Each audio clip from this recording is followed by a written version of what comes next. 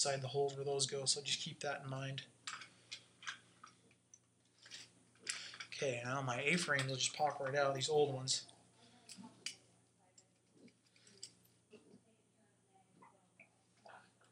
And my dog's puking on the rug behind me. So these are just a little worn out. These aren't too bad. I've seen them worse where they'll get holes worn in the sides, divots out of here when these bearings lock up, or the ball bearings will just have fallen out and the cam just goes loose in here like this when it's supposed to ride tight. And when that happens, the cams on our turbine move this back and forth, and that's what moves the feet. But if there's too much play in here, then that cam will just rattle in here back and forth and our feet won't move. So we'll go ahead and set these old ones aside. We're going to get ready to put our new ones in. So my A-frame turbine kit comes with all those pieces. I got this little guy here. I got this little guy here that goes in the bottom. Sets in just like that. And then got my A-frames here. Right here, I'll set those guys in.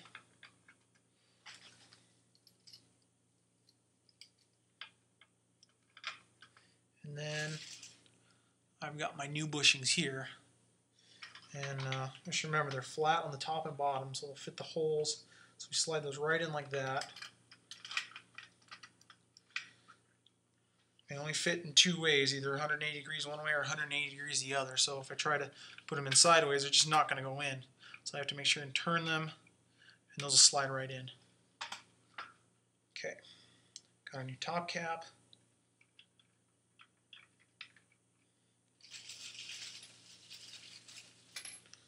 Kit comes with a new screw, so really don't need it, but we'll just put the new screw in anyway. It looks pretty.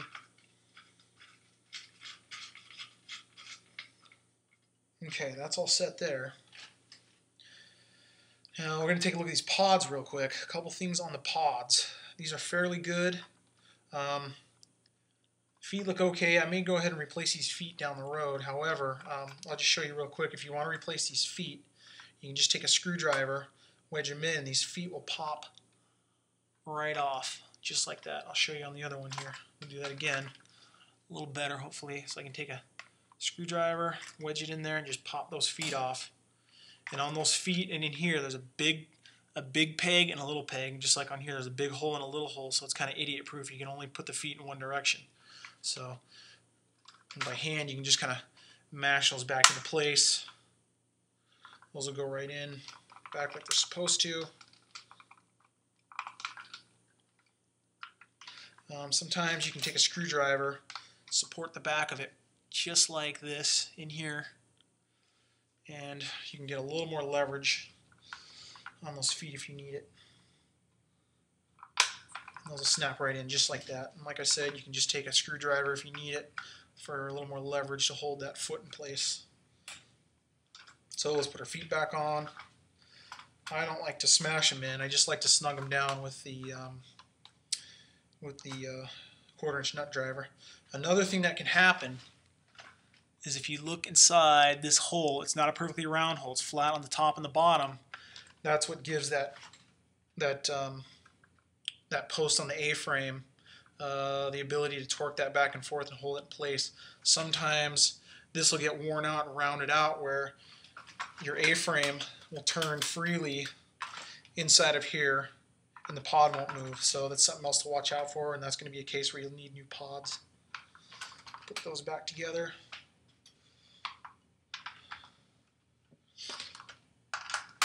Stick that in.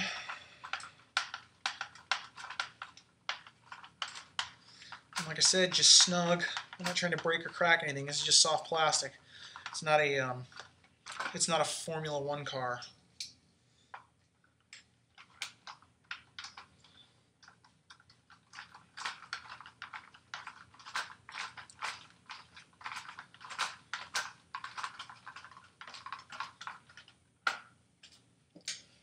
Okay, that's back together. Brand new parts, everything's tight and snug. Looking good. I don't have any play here. So the pods are locked tight to the A-frames. So set this guy aside. We'll get our top end ready here.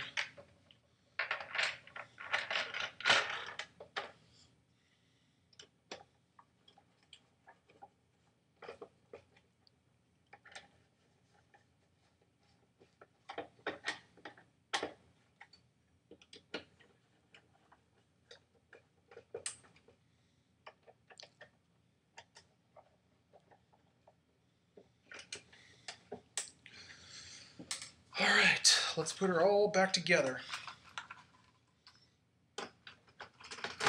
That goes in place. Everything's nice and tight. 4 screws, drop those in the holes.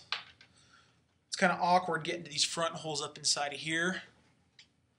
So a lot of times what I'll do is I'll just take my screwdriver, put my finger on it like that, and then I can kind of get those in, guide them into the holes a little bit, and screw them down in without dropping the screw.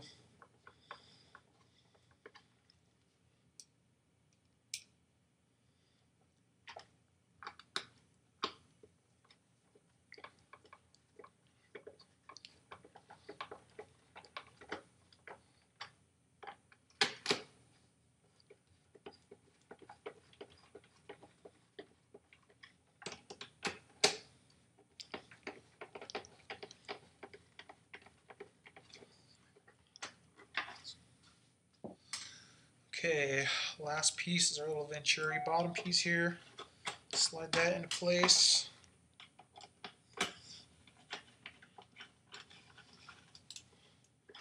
Screw that down where it needs to go. You can see how freely this thing spins now, and how quickly it spins. And I can even take it, I can blow inside of here. I can even take and blow inside the hole. Now it runs like a top. Now it's going to fly around the pool, and we're going to have to dial back the suction a little bit, or this thing's going to be jumping out of the pool like a wild spearfish or something. I don't know. Anyways, there's a couple other little things on here. There's the gear mechanism here. We're not going to look at that today, but this one is obviously turning freely. I don't hear any gears skipping or plastic crunching in here. It moves freely. We're going to put our caps back on. Let's not forget those. Like I said, I just kind of hand snug those in. Those don't need to be crazy. It's not a real critical part. It just keeps that covered up. Yeah, so when we put this back in the pool, we want to make sure this vent here is clean, because this draws air or draws water in, so that the turning gear mechanism works. We want to make sure that's clean. I'm going to eventually replace the feet on this, but not today. And then down the road, we're going to have to replace the pods here, because they are getting a little worn out from dragging on the surface of the pool along with the wings. But for right now, these are in fine shape, and this cleaner is going to do a good job. So if you want to save yourself a few bucks, now you know how this works. And if you're wondering what the heck your pool guy's whining about all the time about these cleaners and all their moving parts, now you have an idea of what goes on inside of a Hayward Pool Vac. So that's it, and we'll talk to you later.